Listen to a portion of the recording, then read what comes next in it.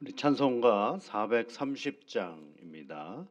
주와 같이 길 가는 것 즐거운 일 아닌가. 우리 주님 걸어가신 발자취를 밟겠네. 430장 찬송입니다. 주와 같이 길 가는 것 즐거운 일 아닌가. 우리 주님 걸어가신 발자취를 밟겠네.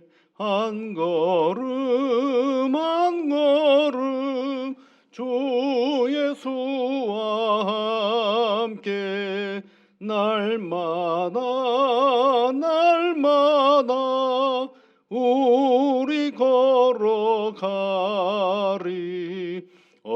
어린아이 같은 우리 미련하고 약하나 주의 손에 이끌리어 생명길로 가겠네. 한 걸음 한 걸음 주 예수와 함께 날마다 날마다 우리 걸어가리. 꽃이 피는 들판이나 험한 골짜기라도 주가 인도하는 대로 주와 같이 가겠네. 한 걸음 한 걸음 주 예수와 함께 날마다 날마다 우리 걸어가리. 옛 선지자 에녹같이 우리들도 천국에 들려 올라갈 때까지 주와 같이 걷겠네. 한 걸음 한 걸음 주 예수와 함께 날마다 날마다 우리 걸어가리. 하나님 아버지, 저희들에게 좋은 날을 주셔서 감사를 드립니다. 이른 아침에 하나님 앞에 기도하며 나아가는 사랑하는 주의 자녀들에게 오늘도 한없는 은혜와 복으로 함께하여 주옵소서. 믿음의 가정들을 기억하여 주시사 애쓰고 수고하고 노력할 때마다 그 모든 삶의 자리 속에 하나님의 영광과 찬송과 기쁨이 드러나게 하시고 그 수고의 귀한 열매와 성취의 기쁨이 있는 복된 가정사가 되게 이끌어 주시옵소서. 믿음의 삶의 자리 속에서도 하나님, 우리가 세상에서 맡겨진 여러 가지 일들을 처리하고 해결해 가야 할 문제들이 참 많습니다. 무엇보다도 지혜를 주시고 능력을 주셔서 세상의 방법이 아닌 믿음의 방법으로 하나씩 하나씩 해결해가는 놀라운 능력과 인내와 힘을 허락하여 주시옵기를 간절히 비옵고 원하옵나이다. 가족 한 사람 한 사람에게 건강으로 함께하여 주옵시고 우리 가족들을 주 하나님의 은혜 가운데 늘 돌보시며 이끌어 주심으로 말미암아 사랑하는 가정 위에 하나님이 주시는 참된 평강이 있게 하여 주옵소서. 가족으로 우리가 함께 살지만 삶의 자리 속에서 부딪히는 여러 가지 정황들 속에서는 생각이 다르고 그 문제를 대하는 태도가 다르고 방법이 달라서 때로는 이런저런 갈등과 긴장의 관계가 있을 때가 있음을 압니다. 성령 하나님, 무엇보다도 우리의 가족 가운데에는 격려가 많게 하여 주옵소서. 할 수만 있다라면 넘쳐나는 위로와 감싸줌이 있어서 서로가 서로에게 힘이 되고 용기가 되는 그러한 믿음의 가정이 되어 줄 수 있도록 은혜의 은혜를 더하여 주시옵소서. 그러므로 말미암아 우리의 가정이 가장 하나님을 잘 섬기는 교회 공동체가 되어 줄 수 있도록 복의 복으로 이끌어 주시옵소서. 예수님 이름으로 기도하옵나이다. 아멘. 베드로전서 4장입니다. 4장 1절부터 3절까지 말씀입니다. 베드로전서 4장 1절부터 3절까지 우리 함께 또 같이 읽겠습니다. 그리스도께서 이미 육체의 고난을 받으셨으니 너희도 같은 마음으로 갑옷을 입으라. 이는 육체의 고난을 받은 자는 죄를 그쳤음이니라. 이후로는 다시 사람의 정욕을 따르지 않고 하나님의 뜻을 따라 육체의 남은 때를 살게 하려 함이라. 너희가 음란과 정욕과 술취함과 방탕과 향락과 무법한 우상 숭배를 하여 이방의 뜻을 따라 행한 것은 지나간 때의 때로 족하도다. 아멘. 오늘 성경 말씀을 보시면 너희도 같은 마음으로 갑옷을 입으라 이렇게 되어 있죠. 갑옷을 입으라. 갑옷을 입으라. 이 갑옷은 베드로는 뭐라고 얘기를 했을까요? 갑옷에 대한 얘기는 에베소서 6장에도 있죠. 전신갑주를 입으라 이런 게 표현되어 있죠. 근데 거기에 전신갑주를 입으라라고 할 때 그 갑옷과 여기서의 갑옷은 조금 차이가 있습니다. 여기서의 갑옷은 전체적으로 뭘 얘기하려고 하는 거냐면 고난을 얘기하는 것입니다. 고난. 이상하지 않습니까? 고난이 어떻게 우리의 갑옷이 됩니까? 갑옷은 우리를 보호하는 것 아니겠어요? 그런데 어떻게 고난이 우리를 보호해 주느냐라는 거죠. 그런데 이제 4장 1절에 그리스도께서 이미 육체의 고난을 받으셨으니 너희도 같은 마음으로 갑옷을 삼으라. 이는 육체의 고난을 받는 자는 죄를 그쳤음이라. 그렇게 얘기를 하고 있죠. 그러니까 이 육체 고난이 갑옷이라고 얘기를 했고 그 갑옷을 입으면 어떤 일이 벌어지느냐면 육체의 고난을 받는 자는 그렇죠. 육체의 고난을 받는 그 갑옷을 입은 자는 죄를 그쳤음이라 그러다. 죄가 그쳐졌다라는 것입니다. 아니 목사님 우리가 예수 믿으면 죄 사함의 은혜가 있다. 죄가 다 끝났는데 뭘 또 죄를 그칩니까? 라고 얘기할 수 있죠. 근데 여기서 이제 죄는 뭘 얘기하느냐면 우리가 이제 예수를 그리스도로 고백하면서 믿음의 삶을 살아가잖아요.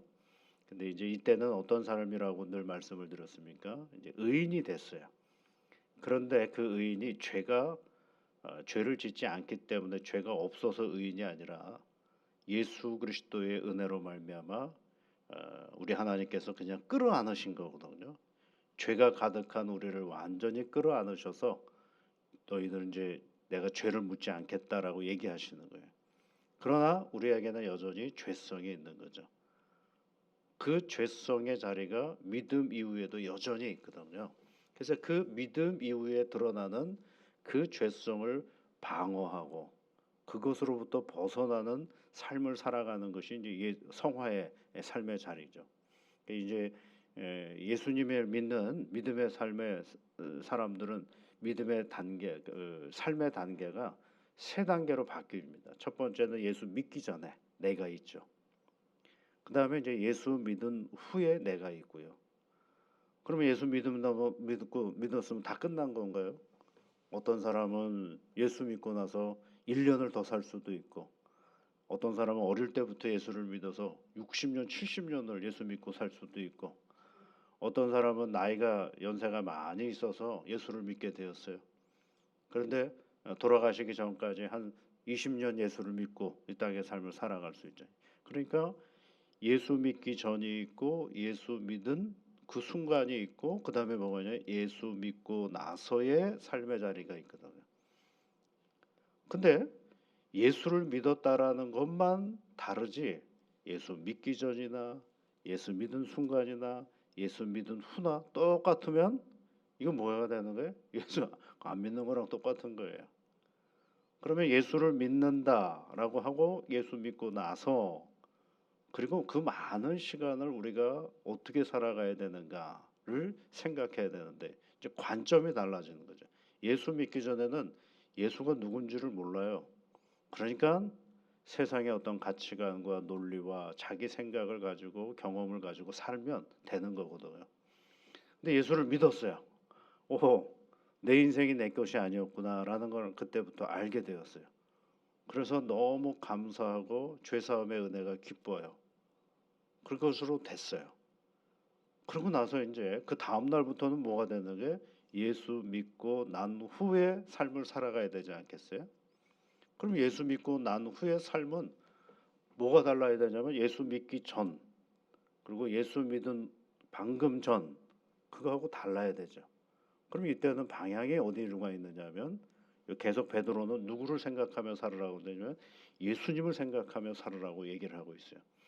그 전에는 내가 이 사람하고 어떤 관계를 맺어야 되는가, 내가 뭘 먹고 살아야 되는가, 내가 무슨 일을 하며 살아야 되는가 여기에 관점이 있었다라고 한다면 이제는 나의 유일한 관점은 뭐냐면 예수님이에요. 예수님.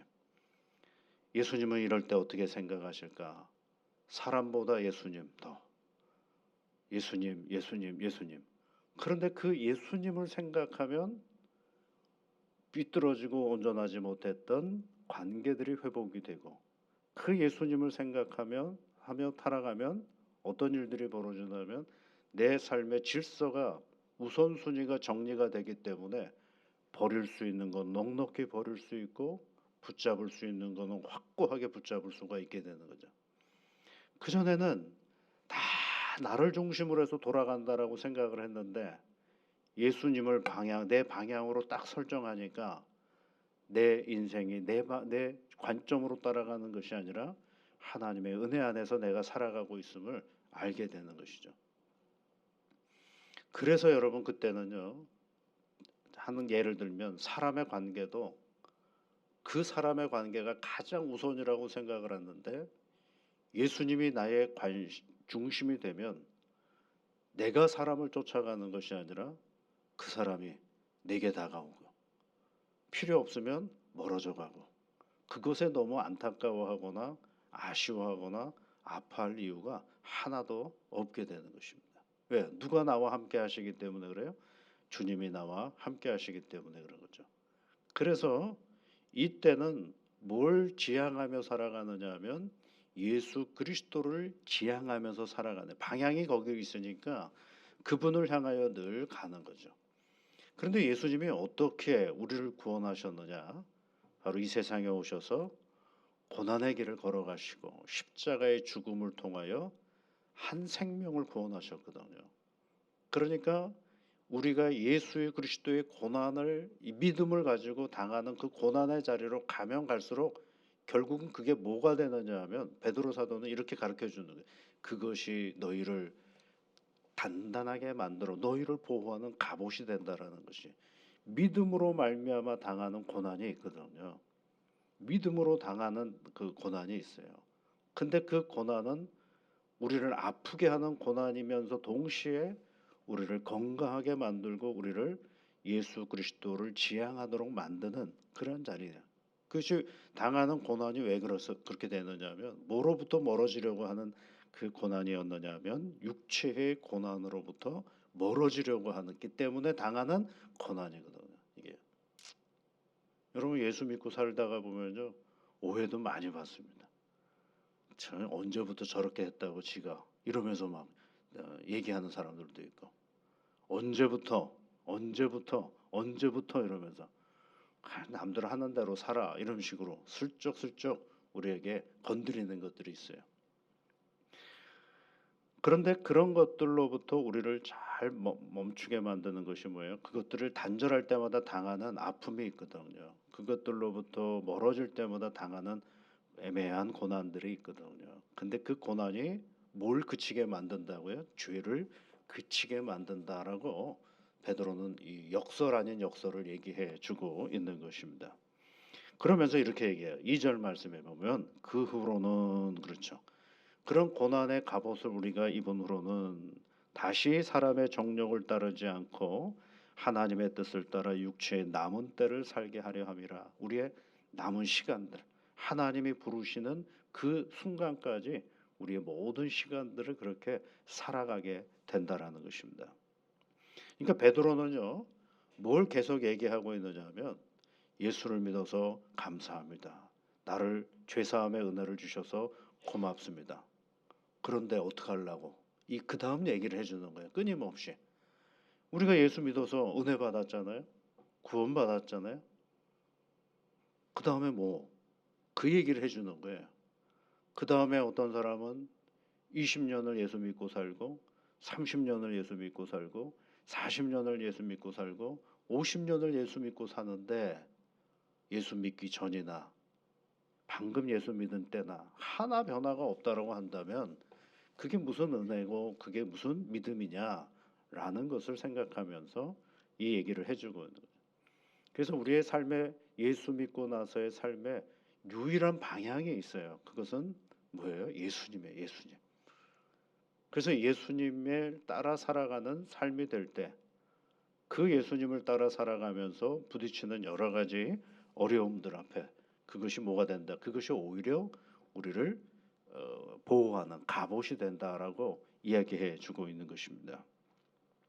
그러면서 이제 육체의 남은 때를 예수로 살아가는 그 삶의 자리 속에서 3절 말씀으로 보시면 너희가 음란, 정욕, 술취함, 방탕, 향락, 무법한 우상 숭배를 하여 이방인의 뜻을 따라 행한 것은 지나간 때로 족하도다. 이렇게 봐요. 옛날로 그거는 끝나야 된다라는 거예요. 옛날로 끝나야지. 예수 믿고서도 지금도 그것을 계속하고 있다라고 한다면 그게 어떻게 신앙이라고 할 수 있겠느냐라는 것이 베드로 사도가 우리에게 권면하고 있는 내용입니다. 쉽지는 않아요. 그래서 고난을 뭐라고 해요? 갑옷이라고 얘기를 하죠. 갑옷이라고. 우리가 여러분 운동하잖아요. 열심히 이렇게 헬스장이나 이런 데서 근육을 막 키우는 사람들 있잖아요. 그래서 아주 우락부락하지 않습니까? 근데 여러분 그게 뭐냐면 근육이 찢어져서 그렇게 되는 거라 그러잖아요. 근육이 찢어지면 그것이 다시 또 탄탄하게 회복이 되고 하는 거예요. 그 힘을 주기 때문에 나타나는 거거든요. 그래서 자기를 더 튼튼하게 만들어가는 거거든요. 그러니까 우리가 세상에서 믿음의 삶을 살아가면서 예수로 말미암아 부딪히는 이런저런 인생의 고난은 누구를 단단하게 만드는 것이냐 하면 그 고난으로 인하여 나를 단단하게 만들어가는 믿음의 나를 단단하게 만들어가는 거거든요. 자꾸 우리는 우리 인생 가운데 당하는 고난을 피하려고 애를 써요. 내가 피하려고 하면은요 피할 길이 없어요. 그런데 예수님 따라서 살다가 보면 예수님이 뭐라 그랬어요? 고린도전서의 그 10장 13절인가에 보면 우리에게 피할 길을 내어 주신다라고 되어 있거든요. 누가요? 예수님이 우리에게 피할 길을 내어 주시거든요. 그 길이 진짜 길이거든요. 근데 그 길이 생각보다 넓을까요? 좁을까요? 굉장히 좁아요. 그래서 좁은 길을 얘기하시는 이유가 거기에 있는 것입니다. 오늘도 여러분 우리 베드로 사도가 우리에게 권면한 것처럼 육체의 고난을 예수님이 받으셨는데 너희도 그런 같은 마음으로 그것을 뭐라고요? 갑옷을 삼으라 그랬습니다. 그랬을 때에 육체의 고난을 받는 자는 죄를 그쳤다라고 얘기를 했어요. 오늘도 이런 신앙의 고난을 잘 견뎌 가시면서 하나님이 주시는 이 갑옷이 우리 죄로부터 멀어지게 하는 하나의 보호막이 된다라는 이 사실을 우리가 기억하면서 오늘도 새롭게 살아가는 복된 하루가 되시기를 주의 이름으로 축복합니다. 같이 기도하겠습니다. 하늘에 계신 우리 아버지, 아버지의 이름을 거룩하게 하시며 아버지의 나라가 오게 하시며 아버지의 뜻이 하늘에서와 같이 땅에서도 이루어지게 하소서.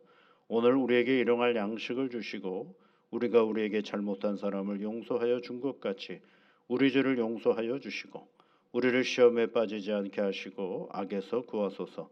나라와 권능과 영광이 영원히 아버지의 것입니다. 아멘.